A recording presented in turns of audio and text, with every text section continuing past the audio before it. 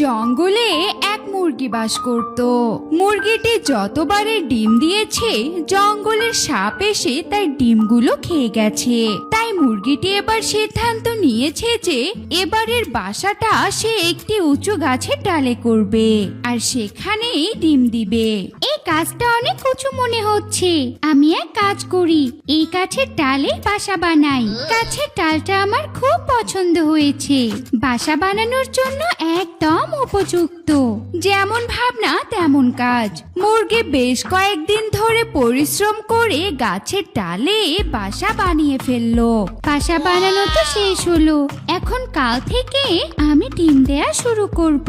এরপর মুরগি প্রতিদিন একটি করে ডিম তার বাসায় জমাতো। এভাবেই পুরো 7 দিন ধরে সে 7টা ডিম দিল। আজ থেকে তো আমার ডিম দেয়া শেষ হলো, কাল থেকে ডিমগুলোতে তাই বসতে হবে। এরপর মুরগি পুরো 20-25 দিন ধরে ডিমে তা দিয়ে ডিম থেকে ছানা ফুটে বের করলো। বাহ, আমার ছানাগুলো তো অনেক সুন্দর হয়েছে। আমার কতদিনের ইচ্ছে ছিল আমি মা হব, আজ আমার স্বপ্ন পূর্ণ হয়েছে। ছানারা তোমরা বাসাতেই থেকো, ভুলেও নিচে নেমো না। নিচে নামলে কিন্তু সাপ এসে তোমাদেরকে খেয়ে যাবে। কিন্তু মুরগি কিছুতেই তার ছানাগুলোকে বাসায় আটকে রাখতে পারলো না। ছোট্ট বাসা হওয়ায় মুরগির কয়েকটা ছানা নিচে পড়ে গেল। আর নিচে পড়েই মুরগির ছানাগুলো এক এক দিকে চলে গেল। হাই হাই, এ কি হলো? আমার কয়েকটা ছানা তো নিচে পড়ে গেল, কিন্তু ওরা গেল কোথায়? আমি এখন ওদের কোথায় গিয়ে খুঁজবো? না না, যে করেই হোক আমার ছানাগুলোকে আমায় খুঁজে বের করতেই হবে। এরপর মুরগি নিচে নেমে এসে ঝোপঝাড়ের মধ্যে তার ছানাগুলোকে খুঁজতে লাগলো, কিন্তু কোথাও তার ছানাগুলোকে খুঁজে পেল না। হাই হাই, আমার ছানাগুলো তো এই ঝোপঝাড়ের মধ্যেই তো চলে গেল, কিন্তু এখন তো কাউকে খুঁজে পাচ্ছি না। ছানাগুলো গেল কোথায়? মুরগি যখন তার ছানাদেরকে খুঁজছিল ঠিক তখনই সেখানে বল্টু শিয়াল চলে আসে। আরে মুরগি দিদি যে, তা তুমি এই ঝোপঝাড় লতাপাতার আড়ালে কাকে খুঁজছো? আমার ছানাগুলোকে খুঁজছি শিয়াল ভাই। কি বলছো কি মুরগি দিদি? তুমি না উঁচু গাছের ডালে বাসা করেছো, তাহলে তোমার ছানাগুলো নিচে আসলো কি করে? আর বলো না শিয়াল ভাই, আমার বাসাটা তো অনেক ছোট, কিন্তু আমার অতগুলো ছানা ওই ছোট্ট বাসার মধ্যে থাকতেই পারছিল না, তাই কয়েকটা নিচে পড়ে গেছে। আর নিচে পড়ে এই ঝোপঝাড়ের মধ্যে চলে এসেছে, কিন্তু এখন ওদেরকে খুঁজেই পাচ্ছি না। কি যে বলো না মুরগি দিদি, ওদেরকে খুঁজে পাবে কোত্থেকে? এই জঙ্গলে কি ভয়ঙ্কর প্রাণীর অভাব আছে? নিশ্চয় ওরা কেউ এসে তোমার ছানাগুলোকে খেয়ে গেছে। আমার মতো এত ভালো প্রাণী তো অন্য সবাই না। এ তুমি কি বলছো শিয়াল ভাই? আমার ছানাগুলোকে কি আমি তাহলে আর ফেরত পাবো না? না না, তুমি ওদেরকে আর পাবে না। কে না কে খেয়ে গেছে, তুমি কোথায় খুঁজবে? তুমি এক কাজ করো, তাড়াতাড়ি গাছের উপরে উঠে যাও, তা না হলে বাকি ছানাগুলোকেও হারিয়ে ফেলবে। এরপর মুরগি আর কোনো উপায় না পেয়ে আবারও তার বাসায় ফিরে গেল। এভাবে সেই দিনটি কেটে গেল।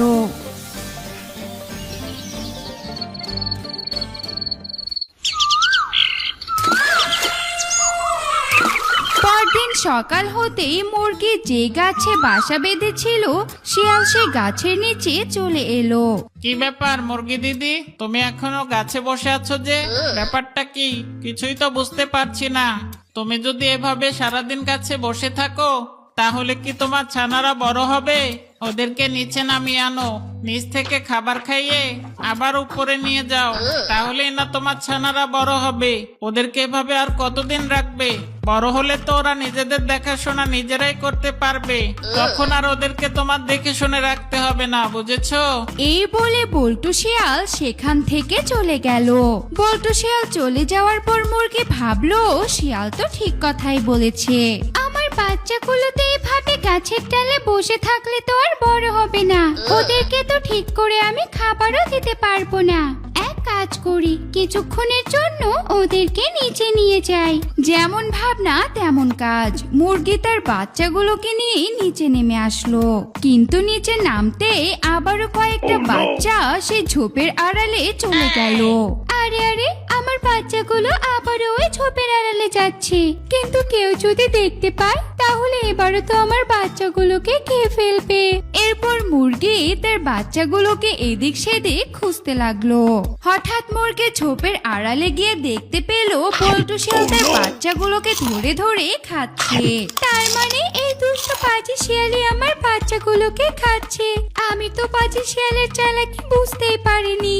তার মানে এই শিয়ালটাই আমার শত্রু। আমি তো ভেবেছিলাম এতদিন ধরে সাপ আমার ডিম খেয়েছে। না, এখন বুঝলাম এই পাজি শিয়ালটা আমার ডিম বাচ্চা সব খাচ্ছে। কিন্তু এখন ওকে কিছু বলা যাবে না, পরে যে করে হোক ওকে আমার উচিত শিক্ষা দিতেই হবে। এরপর মুরগি তার বাকি যে কটা বাচ্চা ছিল তাদেরকে নিয়ে ওপরে উঠে গেল। এরপর মুরগি বেশ কিছুদিন আর নিচেই নামলো না, কিন্তু হঠাৎ একদিন কিছু ভীমরুল এসে মুরগির বাসার পাশেই বাসা বানালো। পেয়েছি, ওই পাজি দুষ্ট শিয়ালকে শিক্ষা দেওয়ার একটা উপায় পেয়েছি। এই ভীমরুলগুলোকে দিয়ে ওকে উচিত শিক্ষা দিতে হবে। যেমন ভাবনা তেমন কাজ। এরপর মুরগি তার বাচ্চাগুলোকে একটি ঝোপের আড়ালে লুকিয়ে রাখলো। তার ঠিক কিছুক্ষণ পরে দুষ্ট পাজি শিয়াল সেখানে চলে এলো। কি ব্যাপার মুরগি দিদি, তুমি এখানে বসে আছো যে? তোমার ছানাগুলো কোথায়? আর বলো না, আমার তো কয়েকটা ছানা হারিয়ে গেছে, সেটা তো তুমি জানো। আর যে কয়েকটা বাচ্চা ছিল সেগুলোকে আমি ওই মাটির বাক্সের মধ্যে ঢুকিয়ে রেখেছি। আর এই যে ছিদ্রটা দেখতে পাচ্ছ, এদিক দিয়ে আমি ওদের খাবার দেই। ওরা যখন বড় হয়ে যাবে তখন ওর ভেতর থেকে আমি ওদেরকে বের করব। আরে আরে, এই মুরগিটা তো দেখছি ভীষণ চালাক হয়ে গেছে। আমি ওর বাচ্চাগুলোকে খাবো দেখে এ কাজ করেছে। না না, যে করে হোক ওর বাচ্চাদেরকে আমার খেতেই হবে। কিছু একটা ভুজুম ভাজুম বুঝিয়ে দ্রুত মুরগিটাকে এখান থেকে তাড়িয়ে দেই। কি ব্যাপার শিয়াল ভাই, মনে মনে কি ভাবছো? সত্যি তোমার বুদ্ধির সাথে কারো বুদ্ধির তুলনা হয় না। তা তুমি ওখানে বসে থেকে কি করছো? তোমার বাচ্চাদের জন্য তো খাবার আনতে হবে। যাও, তোমার বাচ্চাদের জন্য খাবার নিয়ে এসো। আর তোমার নিজেরও তো খেতে হবে। আর আমিও যাচ্ছি শিকার খুঁজতে। হ্যাঁ হ্যাঁ, ঠিক কথাই বলেছো। আমি এক্ষুনি যাচ্ছি বাচ্চাদের জন্য খাবার আনতে। এই বলে মুরগি নিচে নেমে এক ঝোপের আড়ালে গিয়ে লুকিয়ে থাকলো। হা হা হা, কেমন বোকা বানিয়ে ওই মুরগিটাকে খাবার আনতে পাঠিয়ে দিলাম। এখন এই সুযোগে ওই মাটির বাক্স থেকে মুরগির ছানাগুলোকে বের করে মজা করে খাবো। ই ই ই, কি বোকা একটা মুরগি, আমার চালাকি বুঝতেই পারলো না। আমাকে বোকা বলছিস? বোকাকে সেটা তো একটু পরেই টের পাবি। এরপর বল্টু শিয়াল লাফিয়ে লাফিয়ে সেই মাটির বাক্সটি ভাঙার চেষ্টা করতে লাগলো। মাটির বাক্সটি ভাঙার সাথে সাথেই তার ভেতর থেকে ভীমরুল বেরিয়ে এলো। আর ভীমরুল বের হয়ে শিয়ালকে এলো পাতাড়ি কামড়াতে লাগলো। ও মা গো, ও বাবা গো, ছেড়ে দাও, ছেড়ে দাও আমাকে। আমি আর কোনোদিন এ কাজ করবো না। ছেড়ে দাও, ছেড়ে দাও আমাকে। ছেড়ে দিবে? ছেড়ে দিবে না। তুই আমাকে অনেক জ্বালিয়েছিস, আমার ডিম খেয়েছিস, আমার বাচ্চাগুলোকেও খেয়েছিস। এবার বোঝ মজা কেমন লাগে। এরপর ভীমরুলের কামড়ের ব্যথায় শিয়াল সেখানেই পড়ে মারা গেল। তারপর মুরগি তার বাকি ছানা কটাকে নিয়ে সুখে শান্তিতে দিন কাটাতে লাগলো।